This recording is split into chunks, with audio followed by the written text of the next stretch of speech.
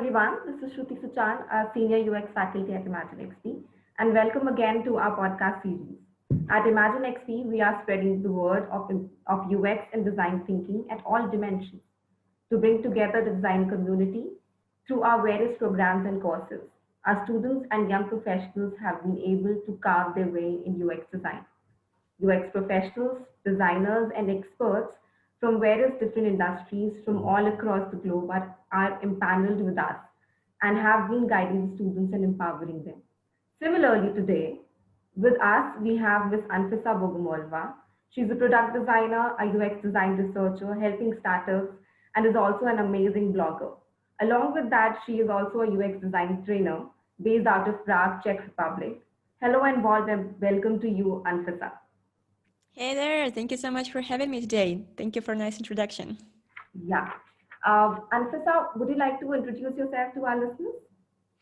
Yeah, I think you did already a great job, but in a nutshell, yeah, I'm UX designer. I work as a senior UX designer at Citrix. It's an IT company, very huge and technical one. So we have a lot of job there because experience in technical industries is always something weaker and we need to fix it. Also, I'm running an online blog, which you might find under Instagram under Anfisa. And yeah, I'm also running an online course to kind of help people who want to transition to UX design, making it more easily and smoothly. That's in a nutshell. Also, I did like a lot of freelancing in the past. I was doing also some startups. And all in all, it just brought me here where I am right now. Yeah. So, Anfisa, our listeners would love to know that how far do you believe that user research holds its importance in user experience? I think it definitely is very, very, very, very important. I think it's like a fundamental. You can start building house without fundamental, but it's not going to be super solid. And the chances are that the house will fall apart are much, much higher. So yes, you can start a project without fundamental, but don't be surprised if tomorrow you launch the project and it's just not working. And people, in my experience, every time I work with clients or with anyone, honestly, when the client or my stakeholders want to skip the user research part, I always say to them that it's okay, it's your project, but you're taking a risk and it's your choice. I'm here to give you options. If you want to skip research, do it. But here are the chances how many chances that the project could fail. Only for this amount of saving. If you want to maybe spend a little bit more now, but don't redo things again and again and again in the future, let's try to start from the strong fundamental and kind of really understand who we're targeting here. So that's my outlook on the research right now. I completely agree with you. Moving ahead, I want to know that what are the UX trends you are expecting to see in 2021? This is not like a trend, honestly, what I'm expecting to see more and more coming up. This is something that started already maybe like 2 or 3 years ago, if not earlier. And I do expect to see much more designers who transition to also business and strategic thinking. I think like the conferences right now, let's say if you take any UX conferences, if you go there, you will see a lot of designers or leaders or business owners start talking about importance of designers in the in the C room, basically in the room, talking to stakeholders, founders, CTOs, etc., etc. The role of a designer is to translate the user needs, is to basically advocate for the users. And if only people, let's say technological people and business people talk about users, building product without understanding who the users are, again, chances are that the product will succeed not so high. Honestly speaking, I think it's about 25% that one of the studies did by NNG Group, Norman Nelson Group, that only 25% of the project will be successful if you skip the research or if you don't include users into the process. So my biggest predictions, or at least I hope so, and I see already the impact of it, that users or user experience designers will start talking much more in numbers in the C-level room about the experiences we are creating. So we as designers, we really need to start shaping our minds around strategies analytics, how much money we can bring to the company if we design the product right, starting from the user search, obviously. So it's really about return on investment of the UX work, maybe analytics and understanding a little bit more of the KPIs and how design impacts those KPIs, metrics, etc., the goals the businesses basically set up in front of them for the quarters of the year or long term, whatever it is. So yeah, my prediction is that we as designers will need to really dig into numbers and understand business a little bit better in order to advocate for the users effectively in those meetings. Like you said, that without user research, none of the projects or most of the projects might not work out. I completely agree with you on that note. And moving ahead, Anfisa, what would what would be your advice for young designers as they practice, and the things they need to focus on as an OI? Mm-hmm. Yeah. It really depends on where do you see yourself. So my first advice is always to try to understand who you are and what are you interested in, because every single step you do in your career will shape your next kind of steps and directions in your work. Basically, if you start with UI design, you might transition to UX, but you will already declare what your skills are. You will start building up on top of those skills, and you will be really moving towards more like advanced UI designer, unless you start really gaining more skills and kind of transitioning your portfolio and your experience, expertise towards something a little bit bigger, expanding it. So for me, it's always like trying to understand, what do you want to do? What skills do you want to learn? What are your natural, I guess, talents, or what are you keen on in your work? So are you more analytical? In this case, of course, you need to really think about, okay, can you work as a UX designer, researcher, working with numbers, maybe even, what's the word? Let me remember 1 second. I forgot the word. There is like this term, but anyway, let's skip it. So really, if let's say you're more analytical, working more like a UX researcher, analytical person, going through the Google Analytics and et cetera, metrics, or if you're more creative, maybe UI is your direction, or if you really like to extroverted, you like to talk to users and you maybe like psychology, then it's really about user research, talking to the users, conducting qualitative research studies and stuff like that. So really understanding where you fall into this industry, also maybe understand what kind of businesses you want to work with. Either it is small and medium businesses, so for example, e-commerce projects where you will reach out to local businesses and try to build relationship with them, or is it companies? Do you want to work in the bigger organizations, which are more stable but a little bit more bureaucratic? But again, you need to, and there are always pros and cons in every direction you take. Or do you want to be working with startups and be more agile, be the boss of your own project, basically shape the products in the way you believe they need to be shaped, without anybody else telling you what to do and stuff like that. So again, it's about understanding where do you want to be, which businesses you want to work with, and also being honest with your skills and which skills do you want to learn. So in those, like, let's say triangulation, a triangulation of your own positioning on this market, this is where you need to start from. And from there, of course, start building a portfolio that is meeting those requirements. Basically, kind of, let's say if you decided that you want to work with small and medium businesses in the e-commerce industry.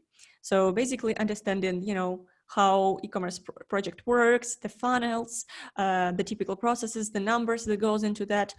This is really one direction, and your portfolio needs to reflect that you can bring value to those businesses. If you want to start working for more like a middle and higher companies, there it's more important how you communicate. It's also really more important to develop your soft skills, because the bigger the company is, the bigger the communication is. So you will have to work with so many different parties and stakeholders, and it's really about you being able to communicate your design decisions and rationalize every very small, tiny details in your design. Like, for example, why button should be on the right, not on the left. It's going to be a big decision for a big company, because those products are used by millions of people. So every small decision makes sense, and you will have to be able to be very rational at your small decisions and also articulate those decisions. Or again, startups, more hectic, less life balance, but again, you're the boss of this product and you have a freedom to work at it. So if you do this exercise and start building your portfolio towards the direction you want to take, that's what I would probably do in the beginning. Instead of you trying to be, kind of go into every possible direction and try to here and there and there and there, you can end up just not understanding where do you fit best. And basically the people who will review your portfolio, they would say like, yeah, you have a little bit of this, a little bit of that, but we are looking for an expert in this particular direction. Your portfolio has small expertises here and there, which does not really help for us. It doesn't really help our team. So shaping it in a direction you want to be at some point. Yeah. So on the same note, is there anything that you wish or you think you would have known before you have entered the design industry? 1 second, I will read again. First. Okay. Yeah, I've just read the second question. Honestly, I mean, I don't know if there would be something else that I would want to do. In my experience, every part of the, my path that I took was really helpful. And I feel like everything was really important. As I said, like my experience was not so well tailored, like I was just explaining. My experience was random. And that's maybe why I'm saying that it is important to tailor your experience to the towards direction you want to take. My experience was really more like, hey, here are the startups, let's work with startups.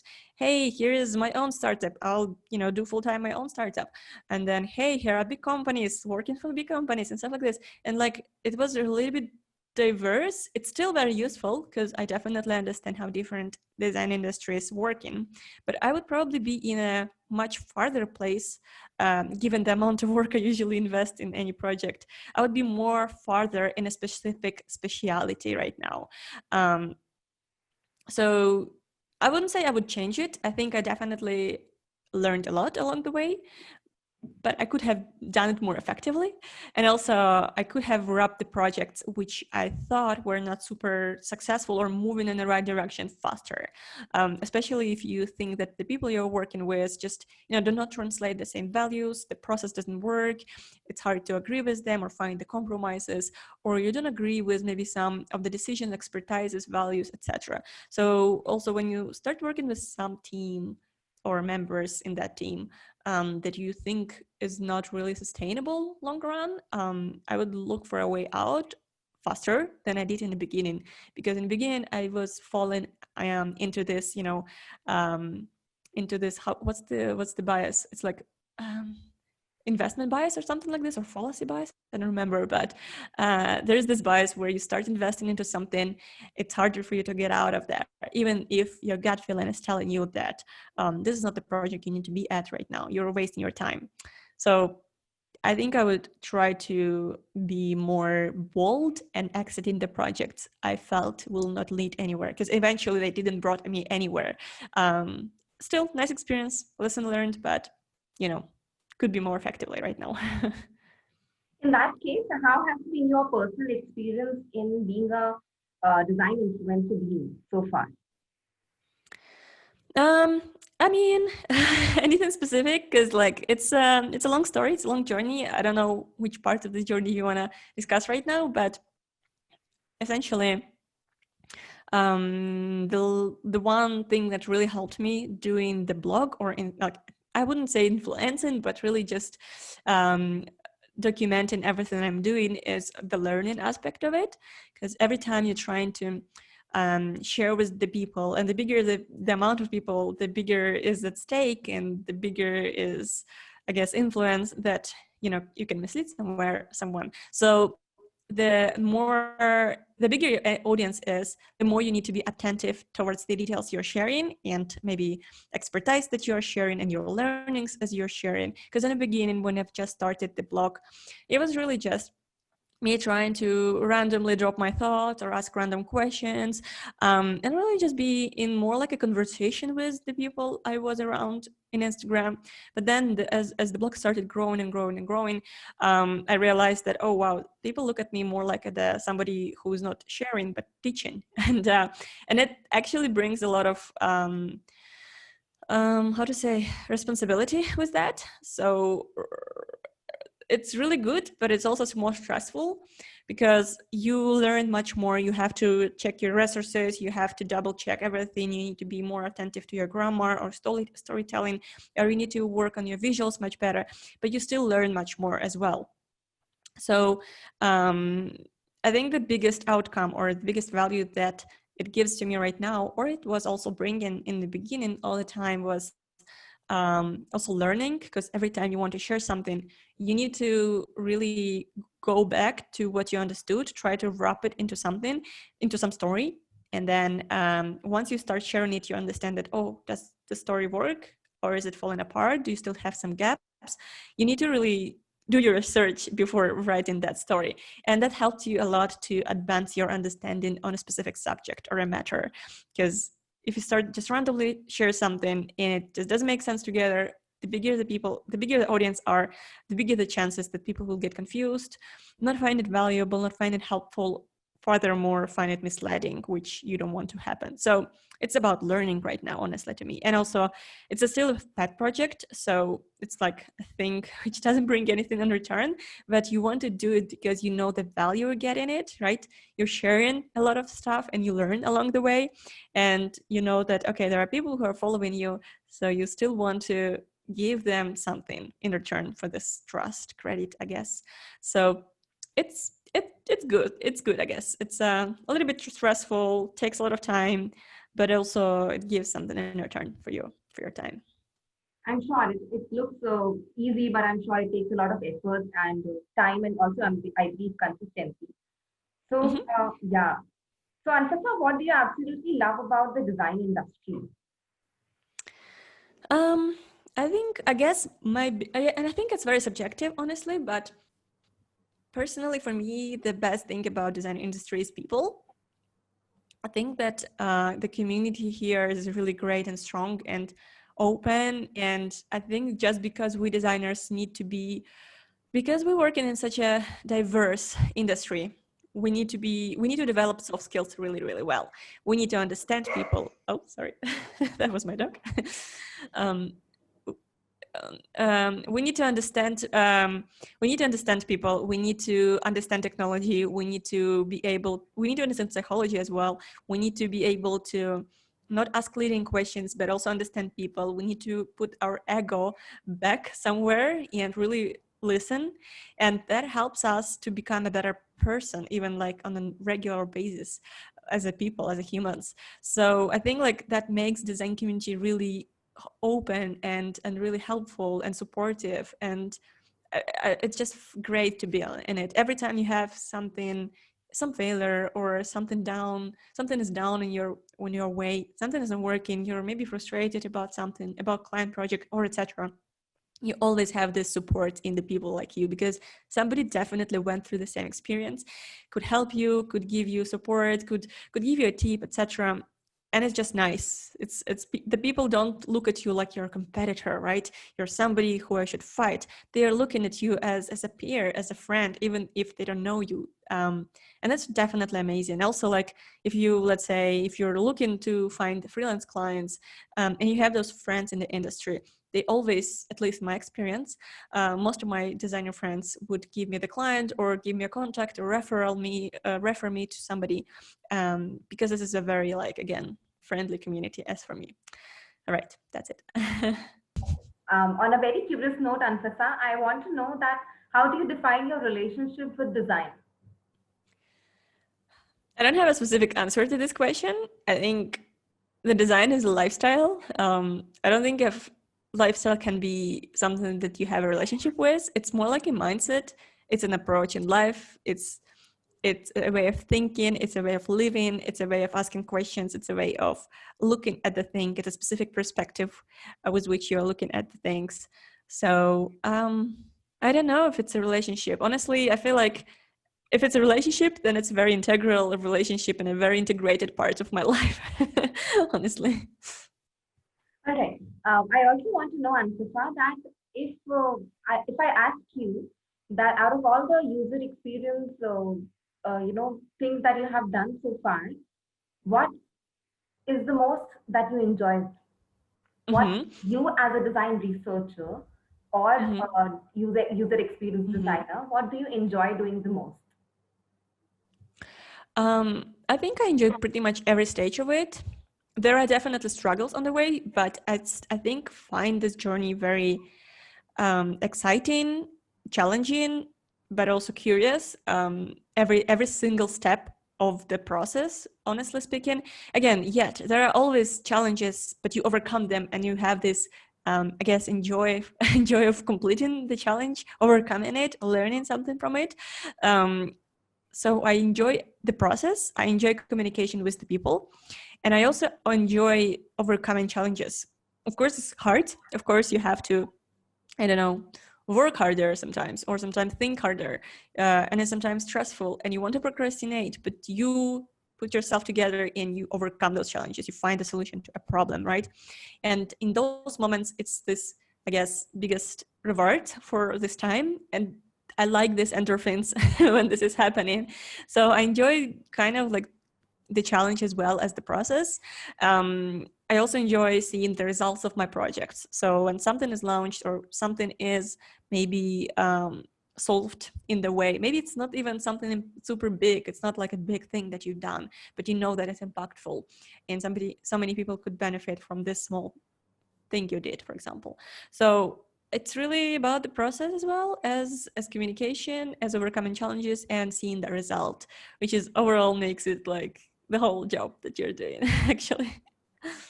No, I completely agree with you. Anfisa, it will be great if you can share some of your works that you are particularly proud about. mm, Maybe I don't have specific example. I think that maybe the best job is still ahead, or I think I'm happy with every project I did. Some projects I'm not happy, but pretty much every time the collaboration between me as and the client was successful or fruitful, or like the client understood my process and understood the values of this client, and we were both invested in the process. That's where the result was the best. And I mean, I don't want to really bring up the clients which I was working with because this is their businesses, but there were for sure like 3-4 businesses which I think were super fruitful because the investment of the client in the process and in the project itself, they were like really passionate about making something happen or real. I definitely feel proud of the results, as well as of course I'm happy and proud of the startup I was building. At some point I was working on the startup full-time, and it took me about 2.5 years to work on it. I was proud because we were working together with the founders for the first 2 years without any investment, and then we got the first investment, we started growing, we kind of get some people in our startup. I'm not going to go into failure why we had to wrap the project up, but I think the whole like experience was, having people working on the same goal with you, and you are advocating for the users where everybody else is thinking about the business, the analytics, the whatever investment, etc., etc. It was really like all the puzzles matched, and everybody in this project brings the perspective that is really important to shape the business. So I think I was really happy and proud about this whole thing. Experience, I would say. It's not even a project, it's a whole experience that shaped you as the person who knows the values of any businesses, right? And by the way, yeah, my startup called Collaborate, it was like a startup about traveling and helping like I would say authentic travelers to find unique places that are not touristy in any location. And we finished working on it in 2018, so it's pretty recent, like 2 and something years ago. Amazing, amazing. Thank you so much, Anfisa. I had a great time interacting with you. It was a great show. I'm sure our listeners must have noted loads of points from our conversation. Thank you again, Anfisa, for your time and stay safe. We'll be looking forward to have more insightful conversations. Yeah, thank you so much for having me. It was definitely a pleasure to be a part of it. And I hope you guys also are staying safe. If you have any questions, always feel free to reach me out at Instagram as Anfisa or anywhere on the internet. I'm always happy to help if you need some help. Cool. Sure, we will also let our listeners know about you. And thank you so much again. I hope you are doing safe, and I will be looking forward to have more interactions, better interactions, great interactions with you. And to all of our listeners, all the best for your design future. This is Shruti Sachaan from ImaginXP signing off for now. If you like to watch more educative videos and blogs, follow us on our social media channels and reach us out on www.imaginexp.com. Thank you.